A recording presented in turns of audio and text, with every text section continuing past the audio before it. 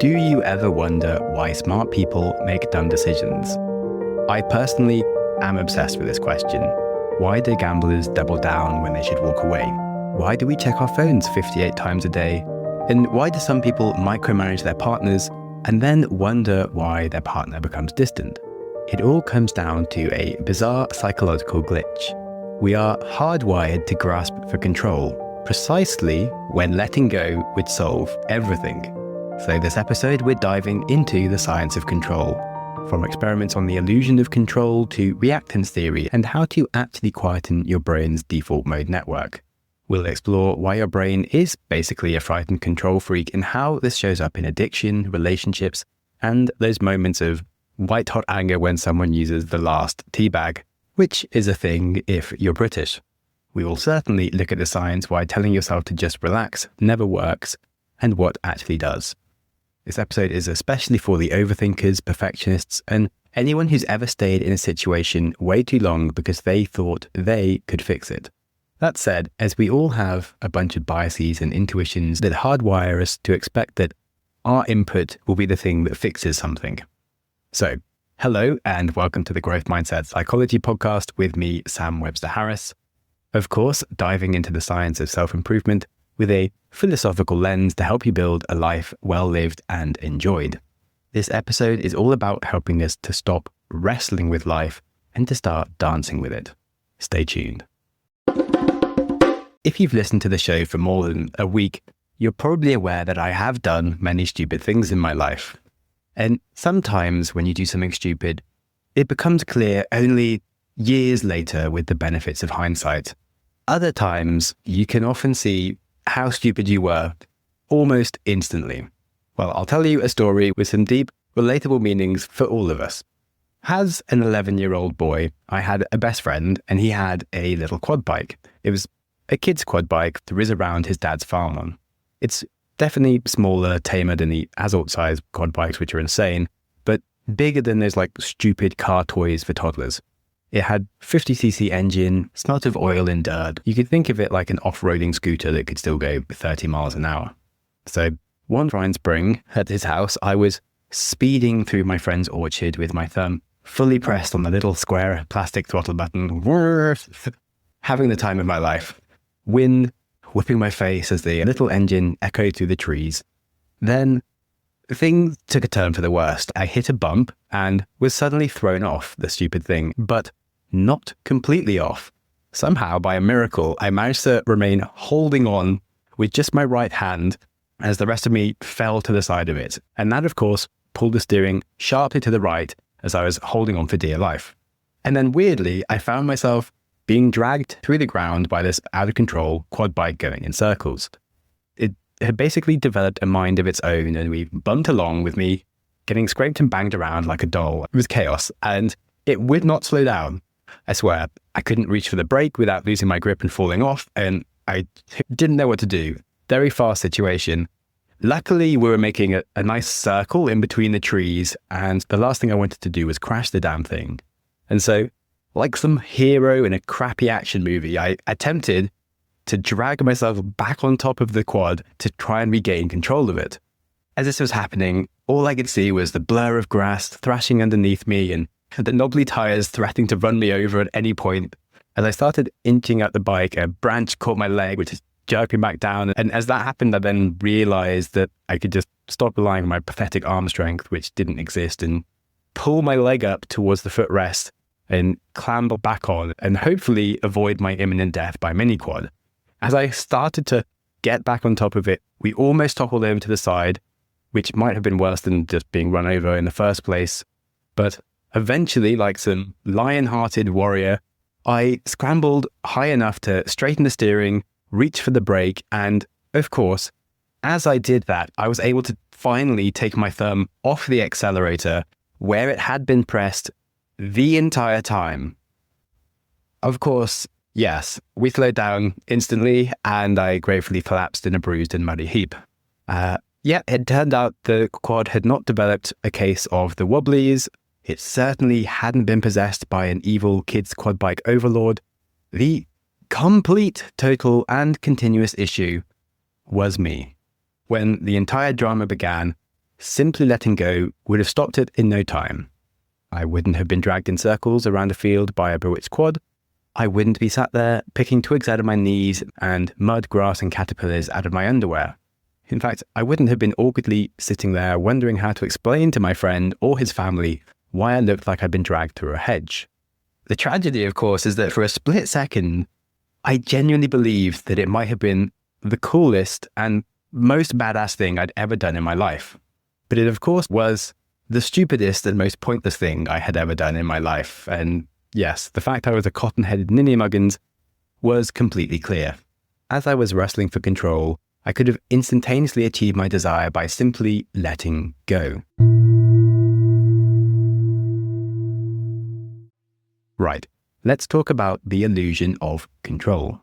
Have you ever blown on dice before rolling them or felt certain that you could influence a coin toss? Well, psychologists have proven that we are absolutely convinced that we can control things that are completely random. In one study, people were much more confident about winning the lottery if they had chosen their own numbers rather than being assigned random ones. In fact, they were so certain that a study at the University of Cambridge revealed that participants who selected their own lottery numbers were willing to sell their ticket for an average of $9, whilst those randomly assigned some numbers would sell it for just $2. That means they thought they were 4.5 times more likely to win just by their ability to control the numbers they chose. The odds of winning were completely identical. Now, the illusion of control isn't just about games of chance. It's why we obsessively check our phones, micromanage our colleagues, or stress about things far beyond our influence. We're hardwired to think our white-knuckle grip on life's handlebars makes a difference, when often it's actually just making us tired and bruised and giving us a terrible ride. One of the most troubling cases of this example is that of addiction. An addicting activity might start out as something fun, perhaps even helpful for us. The drink that calms our nerves or a chocolate bar that gives us some energy. Totally awesome, right? But subtly, but also suddenly, we experience a complete switcheroo. We are no longer in the driver's seat. In fact, we find ourselves speeding out of control. We can be in a spiral of self-inflicted disaster that's not unlike me being dragged around in circles by that quad. Many of us also choose a similar reaction to the one that I took. We try to wrestle back control. Letting go, of course, feels like we've fallen into a desolate ocean of terribleness, even though trying to control things right in that moment is completely pointless. Once a cigarette is lit, it's going to be smoked. Once the cake is on the fork, it's going to be eaten. And once we're 100 down the blackjack, we need to make it back, right? So instead, we attempt to move our control downstream by lying to ourselves.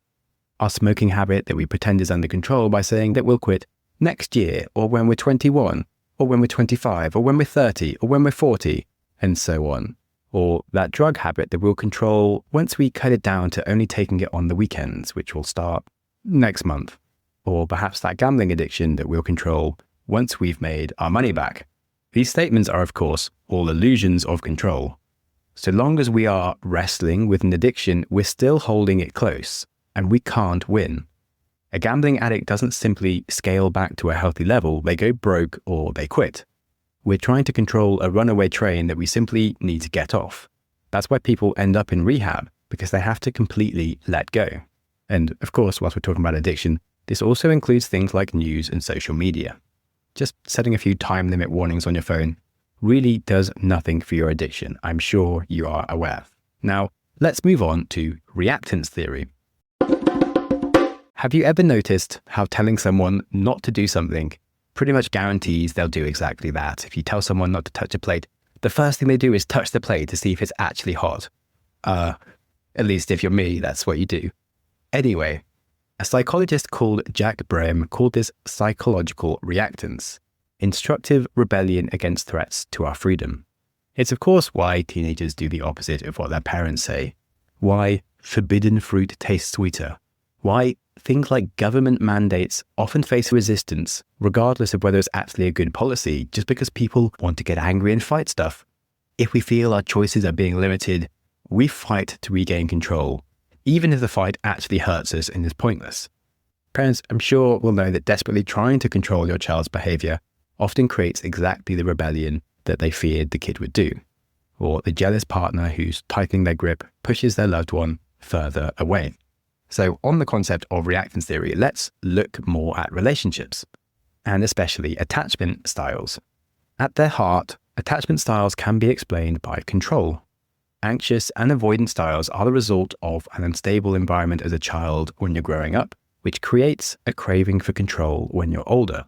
You develop an internalized lie that relationship stability comes from you directly controlling it, and you can't let things just happen naturally and without your vigilance.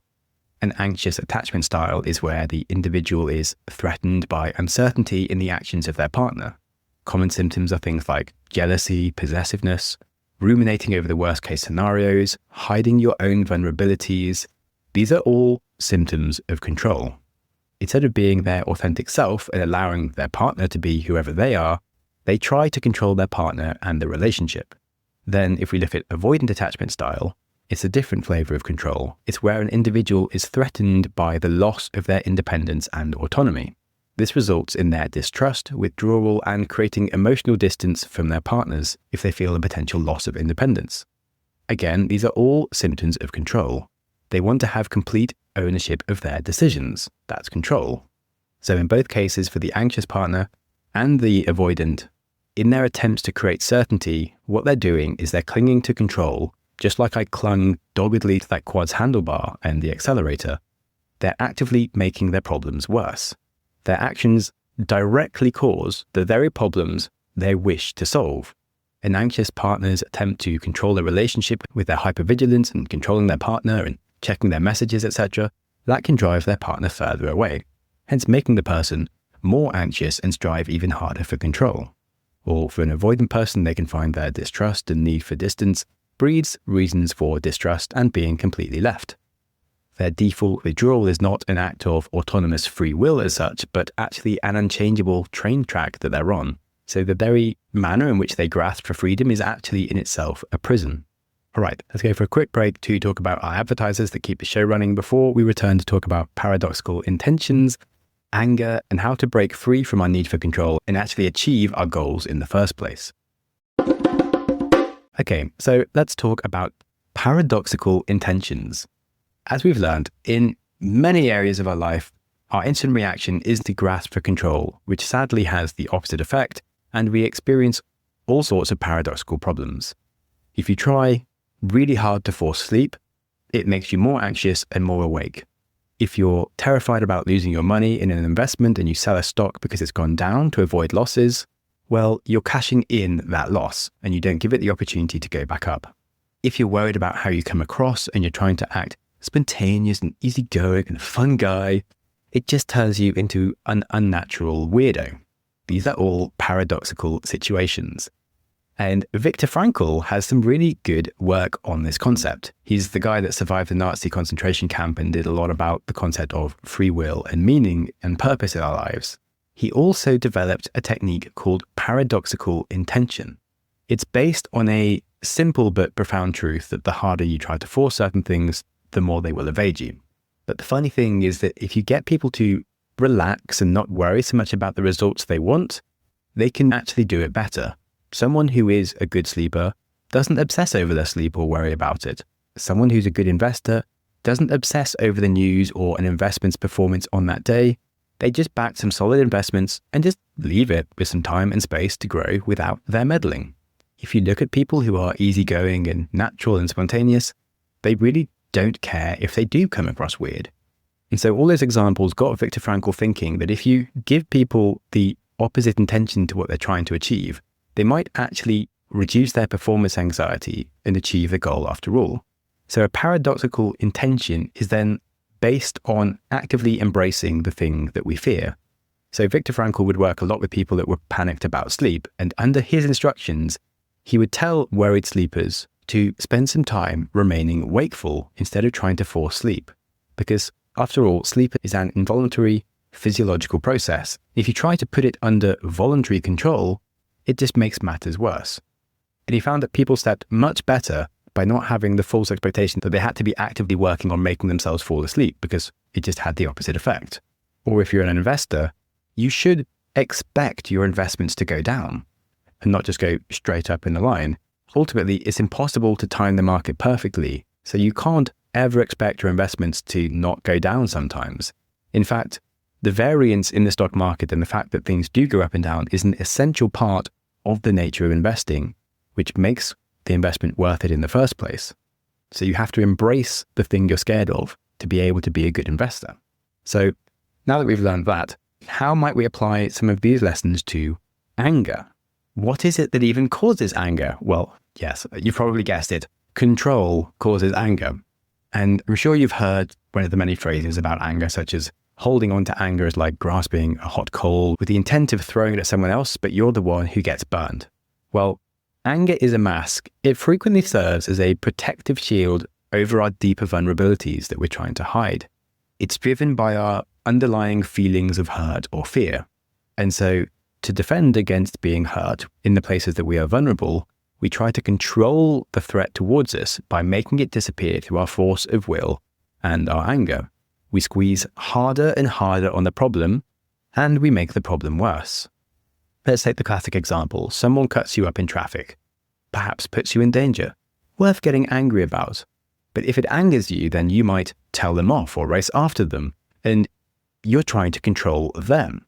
But it doesn't work, of course, and if you do actually manage to catch them and then tell them off, they just get angry back at you. And so now you've got two people full of adrenaline who are both much more dangerous drivers. The whole reason you got angry was because you didn't like someone dangerously driving, and now you just made much more danger appear. Like, obviously, the opposite of what you wanted. Or how about someone gives you some feedback that you don't like? Felt a little bit too personal, wasn't needed. Well, if that angers you, you might start yelling that what they said is untrue. In fact, they themselves are the problem, of course, and perhaps a more colourful array of offensive things you might hurl at them. Again, this is trying to control what's happened, and it doesn't undo any of your hurt. It just makes it clear that you definitely have issues that you need to work on, and probably you need even more feedback than you've got so far because you aren't taking it on board or learning anything. The tricky thing about anger is we feel like if we let go of our anger, that will make us vulnerable. It feels like we're going to get eaten by sharks in the big bad ocean of the world if we don't stand up for ourselves. But when we stop clutching our anger so close to us, we find that we have better relationships, more friends, and a lot less problems. Another saying states that if you swallow your anger, you are feeding your patience. And that's exactly what you're doing. Ultimately, we should expect things to go wrong and for people to misunderstand us. It's just the world. It's the nature of being alive. Just as an investor should expect their investments to go down at times, because that's just the stock market, we live in a chaotic world where things will sometimes annoy us. Things will go wrong. Some people out there will just be offensive. But most of the time, it's not your problem and you don't need to do anything about it. Just like an investor shouldn't spaz out every time a stock goes down and sell it, they need to spend most of their time just not worrying about the fact that it goes up and down and just waiting. When something in life makes us angry, most of the time, the best thing to do is nothing at all. Stop wasting our own time, making our own life worse. Okay, very easy for me to say, very hard to practice, but I have a few more ideas for you to help on this. Inside our brains lies what neuroscientists call the default mode network. It's a system that activates whenever we're not focused on the outside world. It's our internal thoughts. It's like the mind's autopilot when nothing's going on. And it's constantly spinning stories about ourselves, ruminating on the past, worrying about the future. And it feeds our ego's illusion that we are the controllers of our... Whenever we're ruminating on the past, we're trying to remember lessons so we do better. And when we're thinking about the future, we're anxious about what we might need to control and fix. And so the default mode network is the voice that says, I need to fix this. I can't let this happen. Everything depends on me. I am the one that will make these things happen. But there are things you can do to control your controlling nature, which I realize is ironic, but we're rolling with it. The default mode network quietens down during meditation, during practices of deep focus, or when we're fully present in the moment. And of course, these are the times when people feel most at peace. We find that learning to observe our thoughts rather than be consumed by them helps us step off the merry-go-round of control that's actually causing us our problems. Now, meditation, of course, is friggin' awesome, but the beauty is that we don't have to do formal meditation to escape this control trap, because I know that honestly, most people somehow will never find the time. And that's okay. Any moment of full engagement, say playing music, painting, cooking, running, even just fully listening to someone speak, can temporarily silence your controlling voice. And in these moments of flow, when we're neither grasping for control nor resisting what is, we can discover what was available to us all along. Just the simple joy of being part of life rather than trying to dominate it. And of course, this leads us back to the great irony that we started this episode with, which is that whenever we're searching for control, we'll find that it's usually waiting for us there on the other side of surrender. And that's what gives us inner peace. And of course, all the things you ever do in life are to try and make you happy and give you inner peace and feel satisfied. But actually, so much of it comes from not doing anything at all and just surrendering to what is. Okay, a bit of a Buddhist overall take home there, which is fine. After all, we are here to learn about the philosophy of a life well lived, as well as just the science of it. And I personally found this a really interesting idea to dive down, and hopefully you enjoyed it as well. I now have a small change of topic to the subject of show updates that do quite relate to the theme of this episode and how we look at change in our own lives and what we're trying to control. I mentioned last month that I would be making more announcements about changes coming to the show this month, now that we're in March. So here we are with announcements. As is probably obvious for someone that runs the Growth Mindset podcast, I do love the art of building a growth mindset, cultivating awareness in your everyday life for improvement, whilst of course being a little philosophical and chilled out about it all. The importance of not losing sight of enjoying what you're up to and building your own personal definition of a good life, rather than just trying to squeeze success out of yourself like the bottom of a tube of toothpaste. This is something I'm really into. Just like this episode I've made today about the issues with trying to force control and getting too obsessed, I feel like a lot of people in the self-improvement area can sometimes force you to cause more of your own problems by focusing too much on all the things you need to solve, as opposed to appreciating what's just going on and just stepping back and being able to enjoy your life as it is. Over the last year, I've spoken several times about my frustrations with the self-improvement industry and the whole idea and brand perception of mindset and my general raging cynicism towards it. I do really enjoy all the content I make and my hopefully balanced, scientific, philosophical approach to looking at these things. But I have been really, really keen to move the brand slightly towards something that's more directly about psychology and philosophy that might happen to contain self-improvement, but more from a place of like intellectual curiosity, and to have a brand that is less about mindset. So I'm changing the show concept and name to be called The Psychology of Everything, where we dive into the weird and wonderful reasons behind all sorts of phenomena in the world and explain them using science. A bit like the show The Economics of Everyday Things, but instead it's the psychology of them. Perhaps close to Hidden Brain, if you will. And sure, this might sound like a giant change I'm about to make, but hopefully this doesn't worry you too much. Episodes like the one we just had, for example, would be entirely the same. A mix of narratives and psychology that rounded out with a bit of a philosophical take-home that was quite Buddhist in this case. And to be honest, most of the episodes over the last 6 months and even year would be very relevant in the new show. We've commonly explored things like free will and what the hell it is and how to build it, what even is intelligence or where does self-sabotage come from. And there will be more episodes with more of an exploratory review, like the Psychology of Black Friday episode, where we learned what turns peaceful aunties into raving lunatics who fight over discount PlayStations, and things like the Psychology of FOMO or Psychology of Fear episodes that I thought were fascinating. And I've really enjoyed these intellectual deep dives into learning why our minds do these things and teaching people about that. So essentially what I'm doing is I'm moving the brand away from a brand that sounds like I might tell you what to do or how to do it, and more towards one that explores why you might do something or why things happen in the world. Because I really believe that once you know why an aspect of the world is the way it is, or why your mind works the way it does, then all the other things like what to do and how to do it can work itself out after it. And it's a much better place to come at self-improvement from. So yes, that's the main announcement for now. More will be coming out on that, but I promise an update and there you go. I have had lots of nice messages lately from people excited to hear about what's happening. So thanks to all of you who sent messages about that. A bit too many to thank. Also, great review this week from an Apple Podcast user in Canada called Shadery. Don't know if that's how you said your name, but you did say that you wait for every single episode to be released. And that's lovely to hear. So hopefully the growth developments of the show and the changes that are coming will continue to still inspire your curiosity, and I hope that nobody feels abandoned by me changing things. The actual rebrand design-wise will be another month or so, and it won't look any different for a while. But I am excited to keep growing and changing with what feels right and a little bit scary, because I think you have to do some things that scare you sometimes, because too much comfort is a great way to stop growing. The show, after all, was a random idea I just started 8 years ago, and it has changed an incredible amount since I started. And I think it's finally time for a bigger overhaul than I've ever done before when it comes to the actual brand and what it looks like it stands for publicly. Even if directionally it's not so much of a change in that I've already been going in that direction for the past few years. So hopefully this serves as a reminder for you that we don't have to be tied into our current routines, definitions of ourselves, and to sometimes take the leap and try doing something scary. Of course, as we've learned in the episode, do not worry too much about controlling things and let them be.